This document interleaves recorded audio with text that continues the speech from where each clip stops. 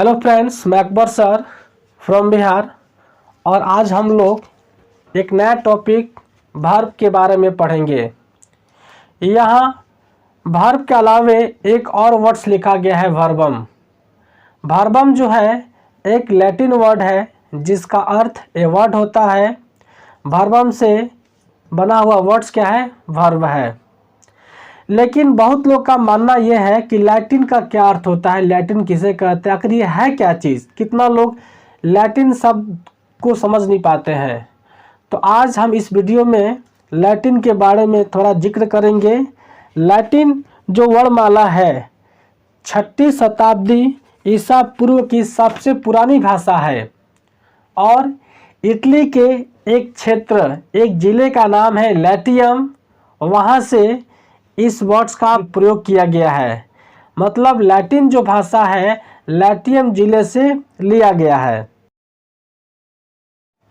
कहने का मतलब है प्राचीन रोमन साम्राज्य और प्राचीन रोमन धर्म की ये राज्य भाषा है। कौन? तो लैटिन। जिस तरह से हमारे शास्त्रीय भाषा संस्कृत होती है, उसी तरह से रोमन साम्राज्य की जो शास्त्रीय भाषा थी वो लैटिन है। लेकिन आज के इस दौर में इस भाषा का प्रयोग जो है एकदम विलुप्त सा हो गया है।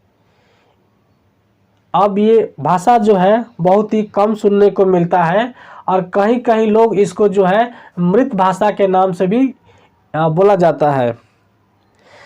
और कुछ वर्ड्स ऐसे भी हैं जिनका बेहिचक हम लोग अपने क्लास में यूज़ करते हैं। जैसे एक वर्ड है स्मॉल आई स्मॉल ई, यह भी एक लैटिन भाषा है जिसका डिटेल्स हम अपने शब्दों में बोलेंगे दैट इज। इसका हिंदी अर्थ होता है अर्थात और लैटिन में इसको आई ई से डिनोट किया गया है। उसी प्रकार से कहीं कहीं आप देखिएगा तो कभी कभी ई और जी करके दिया रहता है। इस ई और जी का मतलब होता है फॉर एग्जाम्पल। फॉर एग्जाम्पल यानी उदाहरण, समझे? तो आई ई का मतलब हो गया दैट इज, जिसका हिंदी है अर्थात, और ई जी का मतलब हो गया एग्जाम्पल। आप सभी को पता होगा कि अर्थात का प्रयोग कब करते हैं?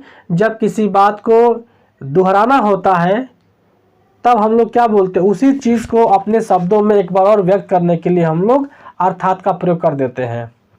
और ये है उदाहरण। किसी बात को कहने और समझाने के लिए हम लोग एग्जाम्पल के तौर पर किसी चीज़ को एक प्रैक्टिकली करा देते हैं, समझे? तो ये हुआ आपका एग्जाम्पल हुआ। ठीक है, अब चलते अपने मेन टॉपिक पर कि वर्ब किसे कहते हैं। पहला प्रश्न है वर्ब किसे कहते हैं, तो फिर नोट कीजिएगा। डिफिनीशन। डिफिनीशन का मतलब आप लोग समझते ही होंगे। इसका हिंदी होता है परिभाषा। देखिएगा, क्रिया शब्द का एक प्रकार है। ध्यान दीजिएगा आप लोग, क्रिया शब्द का एक प्रकार है जो कार्य या स्थिति को बताता है। कार्य या स्थिति को बताता है। यह एक वाक्य का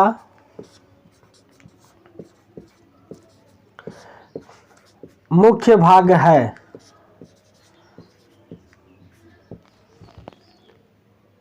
यानी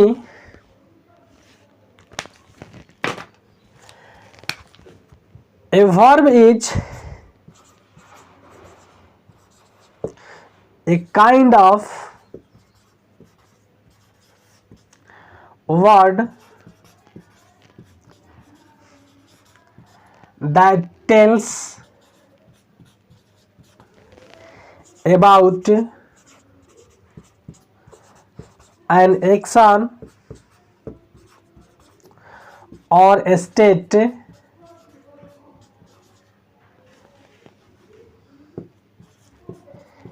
it is the main part of a sentence.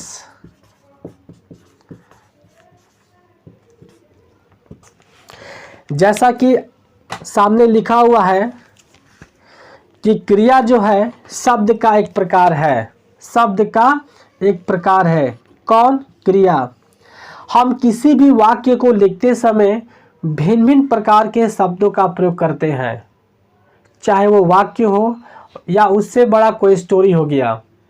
यानी कि आज किसी भी तरह का लिखना और बोलना हो, जैसे आपको लेटर, एप्लीकेशन या कोई स्पीच या कोई स्टोरी वगैरह वगैरह, जब भी हम लोग लिखते और बोलते हैं तो उसमें भिन्न भिन्न प्रकार के शब्द आते हैं।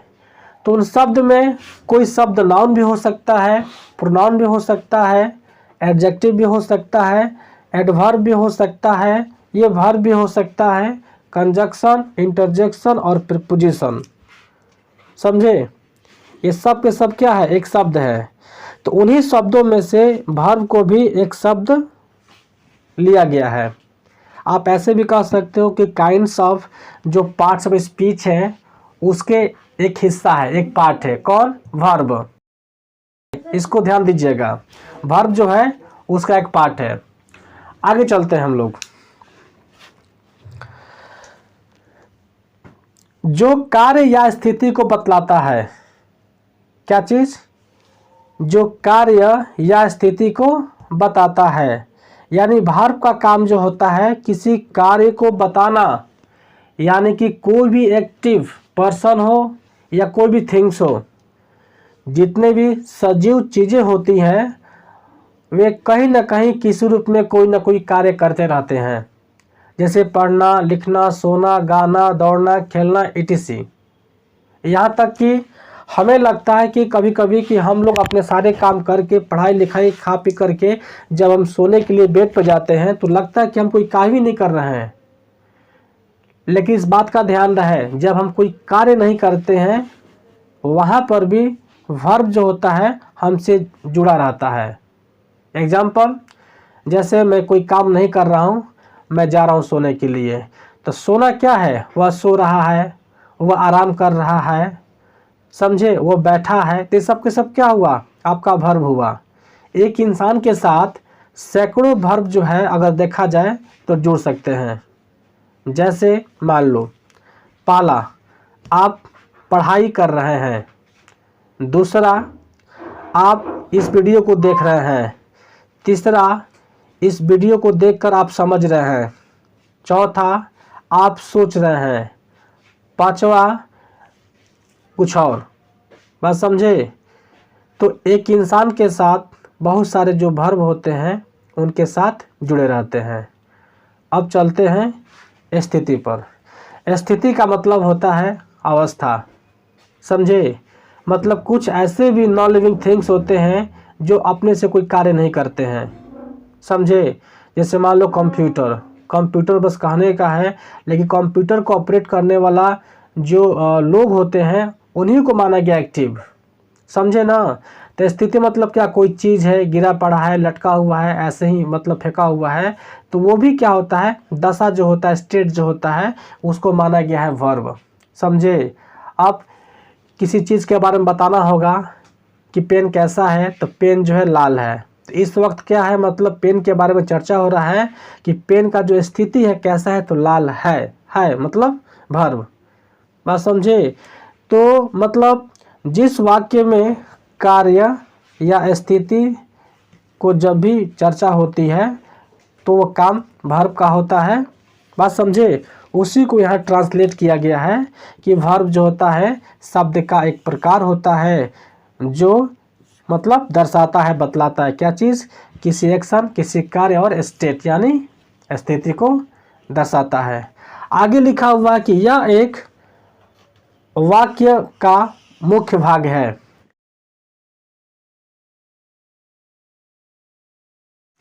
यह एक वाक्य का मुख्य भाग है यानी it is the main part of a sentence. Main part of a sentence क्यों कहा गया है? क्योंकि किसी सेंटेंस को एक्सटेंड करने के लिए हमको केवल सब्जेक्ट और वर्ब की आवश्यकता पड़ती है। ठीक है, सब्जेक्ट और वर्ब को छोड़कर अगर इसके बाद जो ऑब्जेक्ट होते हैं या फिर जो भी कॉम्प्लीमेंट होते हैं इनका प्रयोग सेंटेंस में हो या ना हो, लेकिन एक सेंटेंस को खड़ा करने के लिए सब्जेक्ट और एक वर्ब ही काफ़ी होता है। अगर वर्ब को हम यहाँ से निकाल देंगे और बोलेंगे कि पार्ट्स ऑफ स्पीच के आप नाउन को, प्रोनाउन को, एडजेक्टिव को, एडवर्ब को, कंजक्शन, इंटरजेक्शन या प्रीपोजिशन सबको ले लीजिए, अब वर्ब को निकाल दीजिए, वो कभी जीवन में आपका सेंटेंस नहीं बनेगा। तो कहने का तात्पर्य यह है कि एक सेंटेंस को खड़ा होने के लिए कम से कम एक सब्जेक्ट, एक वर्ब की आवश्यकता होती है। ऑब्जेक्ट हो या कॉम्प्लीमेंट हो या ना हो उससे कोई फ़र्क नहीं पड़ता है। इसके हिसाब से वर्ब को मतलब मेन पार्ट माना गया है। बिना वर्ब का कोई सेंटेंस बनेगा ही नहीं। अब चलते इसके काइंड पर, तब तक इसको इरेज करते हैं।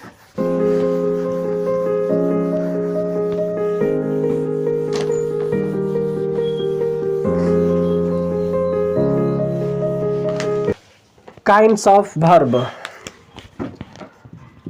Kinds of verb. Kinds of verb.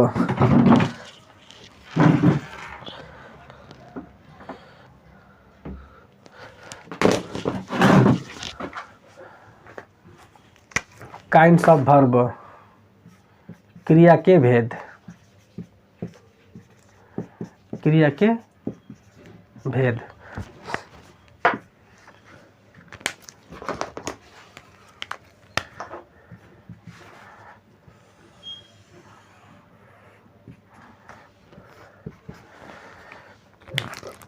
Number 1 है लेक्सिकल वर्ब। लेक्सिकल वर्ब आपने सुना ही होगा, मेन वर्ब को ही बोलते हैं। और दूसरा है ऑक्सिलरी वर्ब। लेक्सिकल वर्ब के अंतर्गत 2 और वर्ब हैं,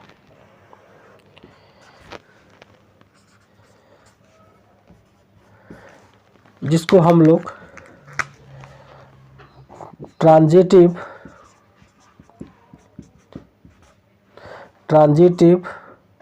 वर्ब और दूसरा इंट्रांजिटिव वर्ब के नाम से जानते हैं। वैसे ट्रांजिटिव वर्ब का मतलब होता है हिंदी अर्थ सकर्मक क्रिया,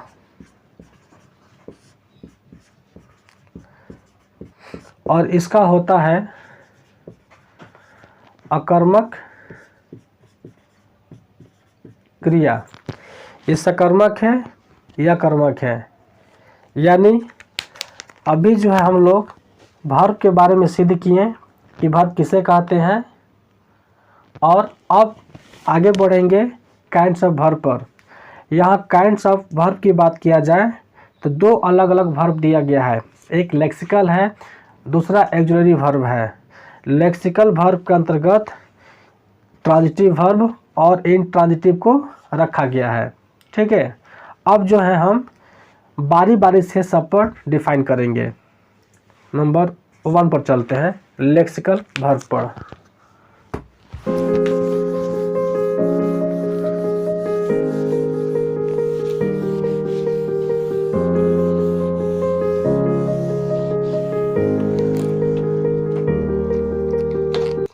नंबर 1,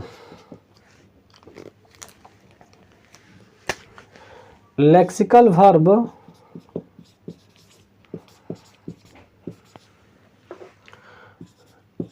वे वर्ब्स हैं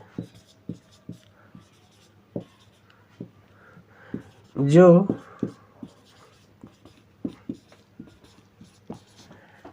सेंटेंस में मेन वर्ब के रूप में प्रयुक्त होता है। मेन वर्ब के रूप में प्रयुक्त होता है।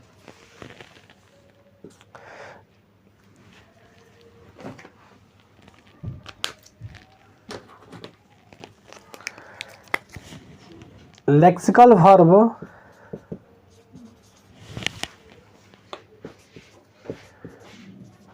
verbs are the main verb in a sentence.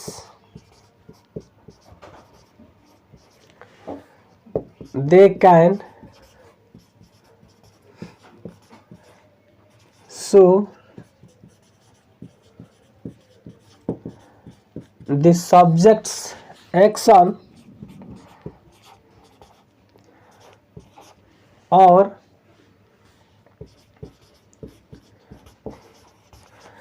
express a state of being। जैसा कि हम लोग देख सकते हैं, लेक्सिकल वर्ब वे वर्ब्स हैं जो सेंटेंस में मेन वर्ब के रूप में प्रयुक्त होते हैं। बहुत सारे लोगों ने लेक्सिकल वर्ब का नाम ही नहीं सुना होगा और वो वर्ब के बारे में जानते भी होंगे, फिर भी उनसे कहा जाए कि लेक्सिकल वर्ब का डिफिनीशन क्या होता है, वो कैसा होता है, तो हम में से कुछ लोग ऐसे होते हैं ना कि जानने के बावजूद भी क्या करेंगे, हम लोग कंफ्यूज हो जाते हैं। कभी कभी ऐसा होता है कि हम जिस व्यक्ति को जाते हैं ढूंढने के लिए और हमको पता होता है कि वो व्यक्ति वहाँ अवेलेबल है, वहाँ पढ़ाई करता है, कुछ भी कार्य करता है, और जब उसका नाम बताते हैं तो साफ मना कर देता है कि इस नाम से कोई है ही नहीं। ठीक है, तब क्या लगता है कि हम लोग क्या गलती करते हैं कि जिस नाम से हम उसको रिकॉल कर रहे हैं, उसको बुला रहे हैं, समझे ना, और वहाँ पर उसका नाम कुछ और है। क्योंकि हर व्यक्ति का 2 नेम होता है, तो आप सर्टिफिकेट नाम वहाँ पर जहाँ पर बच्चा पढ़ाई कर रहा है या जॉब कर रहा है, आप सर्टिफिकेट नाम को वहाँ पर दिए हैं और अपने निक नेम का प्रयोग कीजिएगा जो उसका घर का नाम है, तो साफ जो भी स्कूल, कंपनी होगा, कोई भी चीज़ होगा, तो साफ आपको मना कर देगा, समझे ना। जबकि वहाँ के लोग को पता है, समझे ना, उस व्यक्ति को सब लोग जानता है, लेकिन जिस व्यक्ति का आपने नाम लिया वो वही व्यक्ति है, लेकिन आपका नाम लेना मतलब वो नाम उनके संपर्क में वो नहीं था, समझे ना। उसी प्रकार से लेक्सिकल वर्ब है। हम लोग मेन वर्ब की चर्चा हर जगह पर करते हैं, लेकिन मेन वर्ब का जैसे प्रयोग होता है, जिस तरह से प्रयोग होता है, वही आपका लेक्सिकल वर्ब है। लेकिन लेक्सिकल वर्ब के बारे में कहा जाए और इस शब्द का इस्तेमाल किया जाए तो बहुत लोग में से कुछ ऐसे भी लोग होते हैं जो इनको नहीं जानते हैं। तो आज से हम जान लें, यहाँ पर स्पष्ट लिखा हुआ है, लेक्सिकल जो वर्ब होता है सेंटेंस का मेन वर्ब के रूप में काम करता है, समझे ना। चलिए अब चलते हैं नोट पर।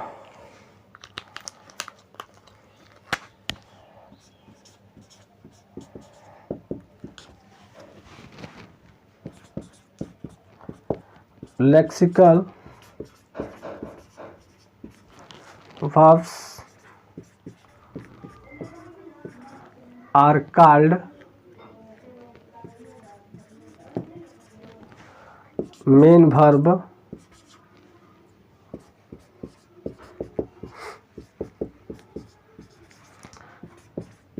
प्रिंसिपल वर्ब,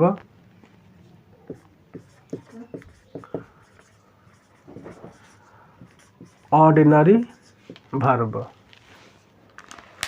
यानी लेक्सिकल वर्ब को ही हम लोग मेन वर्ब के रूप में या प्रिंसिपल वर्ब के रूप में हम लोग जानते हैं। यानी कि लेक्सिकल वर्ब को ही मेन वर्ब, प्रिंसिपल वर्ब और ऑर्डिनरी वर्ब कहा जाता है। मतलब इनके 4 अलग अलग नेम हैं। ठीक है, चलिए। और नेक्स्ट का जो टाइप है, जैसे पहला मेरा था लेक्सिकल वर्ब, उसके बाद इसके 2 एग्जांपल्स हैं, और सेकेंड जो है ऑक्सिलरी वर्ब। इन सब की चर्चा अब हम लोग नेक्स्ट वीडियो में करेंगे। तब तक के लिए धन्यवाद। और अगर आप सभी ने अभी तक मेरे इस चैनल को सब्सक्राइब नहीं किए हैं तो प्लीज़ कर लें, ताकि आने वाला हर एक नया वीडियो जो है आप तक आसानी से पहुंच सके।